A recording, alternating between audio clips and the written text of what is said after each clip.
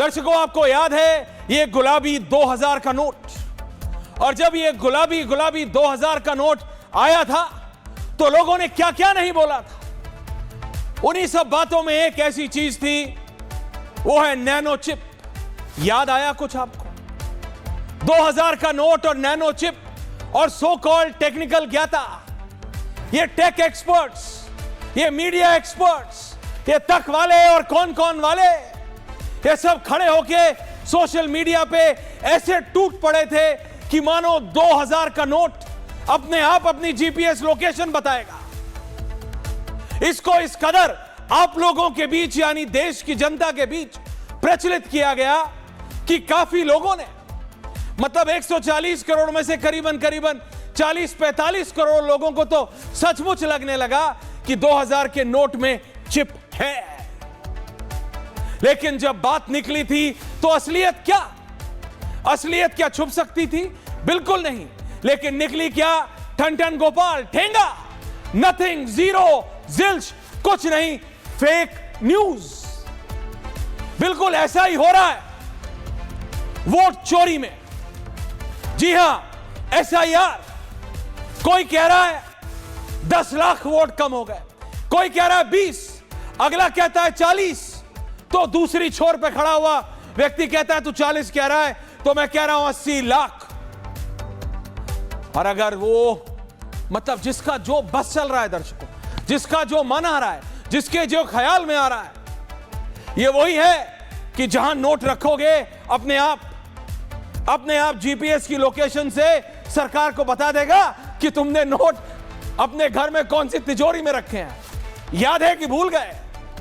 उसी तरह से किसी से पूछा तो उस महान आदमी ने कह दिया कि आधे बिहार का वोट ही काट दिया जी। किसका? आधे बिहार का वोट। लेकिन यह भी मैं बता रहा हूं, इस मामले में भी जब असलियत निकलेगी तब पता चलेगा कि कौन कितने पानी में है। और राहुल गांधी तो पानी में भी मोजे पहन के जाते हैं, तो he shouldn't have a problem. दर्शकों, बात साफ है और मतलब इट्स क्रिस्टल क्लियर, जैसे कहते हैं ना कि साफ साफ दिखाई दे रहा है। हार से अपने मुंह छुपाने के लिए, हार से अपना मुंह छुपाने के लिए बहाना ढूंढा जा रहा है। सवाल सिर्फ यही बचा है कि आखिरकार कब तक राहुल गांधी बहानों के पीछे छुपते रहेंगे? टिल व्हेन, पूछता है भारत। कब तक? वो राहुल गांधी जो अब सो कॉल्ड परिपक्व हो गए हैं भारत की यात्रा करने के बाद, वो राहुल गांधी जो अब सो कॉल्ड भारत की भावनाओं को समझते हैं, वो क्यों कारणों के पीछे छुप रहे हैं? वो क्यों बहानों के पीछे छुपते हैं? कभी ईडी, कभी सीबीआई और अब इलेक्शन कमीशन तक। जी हां, इलेक्शन कमीशन तक। राहुल गांधी या कांग्रेस ने कभी भी करप्शन मिटाने की बात की? वो 1 रुपये का सिर्फ 15 पैसा जनता तक क्यों पहुंचता था, 85 क्यों नहीं, उस पे बात की? उसको खत्म करने की बात की नहीं, बल्कि जो उस करप्शन को उजागर करा या जिस एजेंसी ने उसको निशाना बनाया, राहुल गांधी और कांग्रेस ने उसको टारगेट किया। ईडी से लेकर सीबीआई और अब उनके वो सलाहकार, उनके दरबार के वो दरबारी, वो सलाहकार अपने, मतलब आप समझ रहे हैं, वो बहाना ढूंढ रहे हैं कि कैसे बताएं कि राहुल गांधी अब हार चुके हो बिहार, राहुल गांधी एक और इलेक्शन अब हार चुके हो। तो वो राहुल गांधी के सलाहकारों ने किसी तरह से, और मुझे नहीं लगता पर्सनली कि इतनी मशक्कत लगती होगी राहुल गांधी को यह समझाने के लिए, यह समझा दिया है उन्होंने अपने झूठे वायदों से, अपने झूठे प्रूफ से कि एसआईआर यानी वोट चोरी, यानी वोटर गायब, यानी इलेक्शन कमीशन ने आधे बिहार को गायब कर दिया, आधे बिहार को। इसका मतलब यह है कि राहुल गांधी और कांग्रेस ये मान चुके हैं कि वो बिहार का इलेक्शन हार चुके हैं। They have already lost. Rahul Gandhi has accepted defeat. Tejashwi Yadav Anant Singh के गढ़ में, अनंत सिंह के एरिया में घोड़े पे चढ़ के अनंत सिंह को हुंकार दे रहे हैं। क्यों? क्योंकि उसे पता है कि उसे जमीन पे इलेक्शन लड़ना है। ये वही तेजस्वी यादव है जिसने राहुल गांधी को धीरे धीरे बताते, राहुल जी इशू ये है, बिहार का इशू महंगाई है, युवा है, बेकारी है।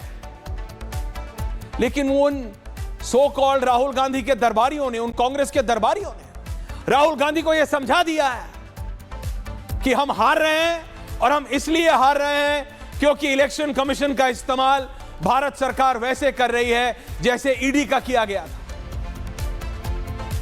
कांग्रेस और राहुल दोनों को सिर्फ हार का ठीकरा किसके सर फोड़ना है वो उसकी तैयारी कर रहा है और कोई कारण नहीं है।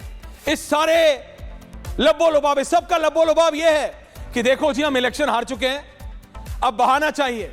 क्योंकि उन सो कॉल्ड एडवाइजर्स का राहुल गांधी को जब रिजल्ट आएगा और जब गुस्सा आएगा राजकुमार को, तो राजकुमार ढूंढेंगे अब किसकी कुर्सी जाएगी। अब दिग्विजय सिंह नहीं है, अब जयराम रमेश नहीं है, अहमद भाई इस दुनिया में नहीं है, तो किसके ऊपर? कमलनाथ को दरकिनार कर दिया। अब किसकी बारी है? तो सब अपने अपने कुर्सी बचाने के लिए एक नया ईवल। अगर आप पुरानी गाथाएं सुने तो जो राजा के दरबारी होते थे वो जब राजा को जंग हारता था तो अपना हार का ठीकरा सेनापति कहता था सर मेरी गलती नहीं है, मिलिट्री एडवाइजर कहता था सर मेरी गलती नहीं है, सर हमारे को तो अपने ने धोखा दे दिया, ताकि उनके ऊपर कुछ ना आए। गुस्सा किस पे निकले? Election commission. असली दिक्कत है आपकी पार्टी राहुल गांधी, असली दिक्कत है आपकी सोच, असली दिक्कत है कि आप अभी तक आपने यात्रा तो कर ली लेकिन भारत की जड़ से नहीं आप जुड़े हैं अभी तक।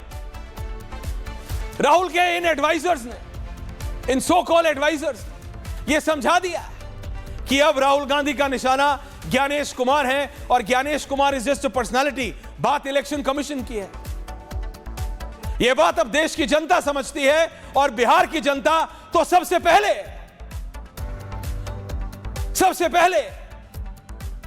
वो समझती है कि एसआईआर और वोट चोरी के जाल में फंसाकर राहुल के सलाहकार उन्हें जीत से तो दूर कर ही रहे हैं लेकिन असलियत से भी उतना ही यानी कोसों दूर कर रहे हैं।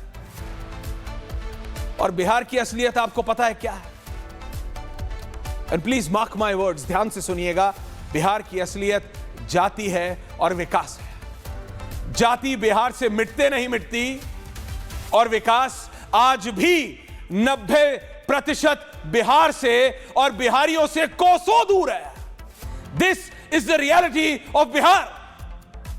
जाति और विकास, जाति बिहार से मिटाते नहीं मिटती है और विकास आज भी 90% बिहार और बिहारी से कोसों दूर है। यह है वो दो रियलिटी बिहार की। अगर राहुल गांधी समझ जाएं तो उनके लिए बहुत आसान होगा।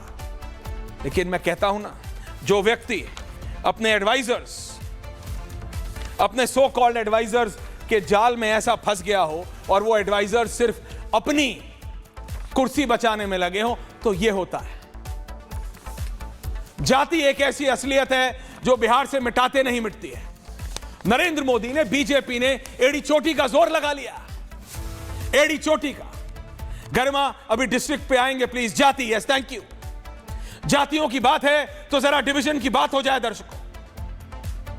नौनिया जाति 1.9% कहते हैं यह जेडीयू की तरफ जाती है।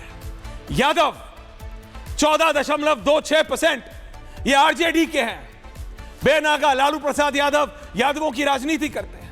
ब्राह्मण 3.65 BJP, Rajput 3.45 Bharatiya Janata Party, Kayastha 0.6% BJP, Kurmi 2.87% JDU एके नीतीश कुमार। ये जेडीयू के साथ तब तक है जब तक नीतीश कुमार।